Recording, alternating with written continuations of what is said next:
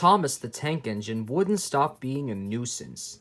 Night after night he kept the other engines awake. "I'm tired of pushing coaches. I want to see the world."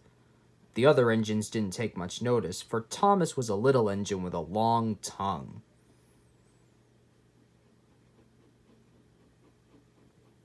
But one night, Edward came to the shed. He was a kind little engine and felt sorry for Thomas. "I've got some freight cars to take home tomorrow. If you take them instead of me, I'll push coaches in the yard." "Thank you," said Thomas. "That will be nice." Next morning, Edward and Thomas asked their drivers, and when they said yes, Thomas ran off happily to find freight cars.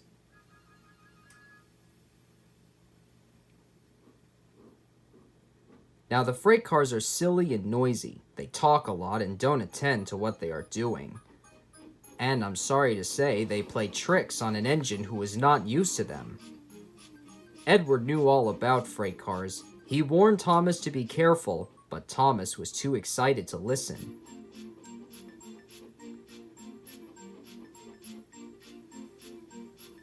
The shunter fastened the coupling, and when the signal dropped, Thomas was ready. The conductor blew his whistle. "Beep, beep," answered Thomas, and started off. But the freight cars weren't ready. "Oh, oh, oh," they screamed. "Wait, Thomas, wait!" But Thomas wouldn't wait. Come on," he puffed. All right, don't fuss. All right, don't fuss," grumbled the cars.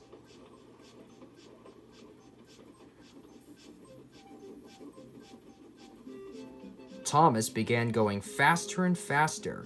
"Whee!" he whistled as he rushed through Henry's tunnel. Then he was out into the open countryside once more. They rumbled past fields and they clattered through stations.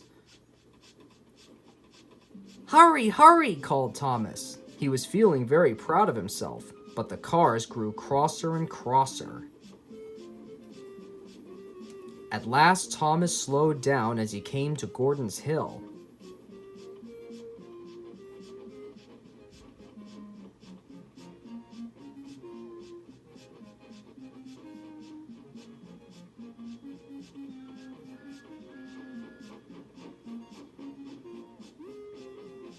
"Steady now, steady," warned the driver as they reached the top.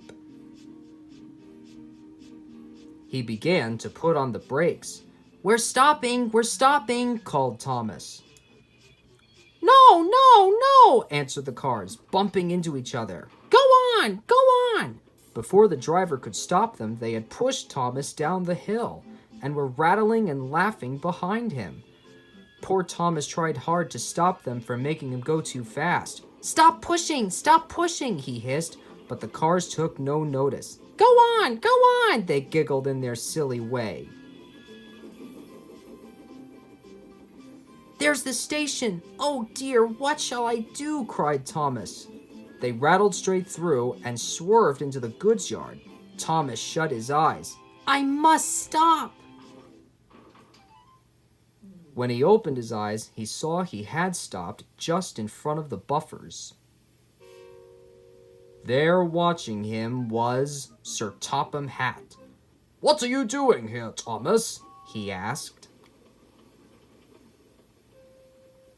I've brought Edward's freight cars, Thomas answered. Why did you come so fast? I didn't mean to. I was pushed, said Thomas. You've got a lot to learn about freight cars, little Thomas. After pushing them about here for a few weeks, you'll know almost as much about them as Edward. Then you'll be a really useful engine.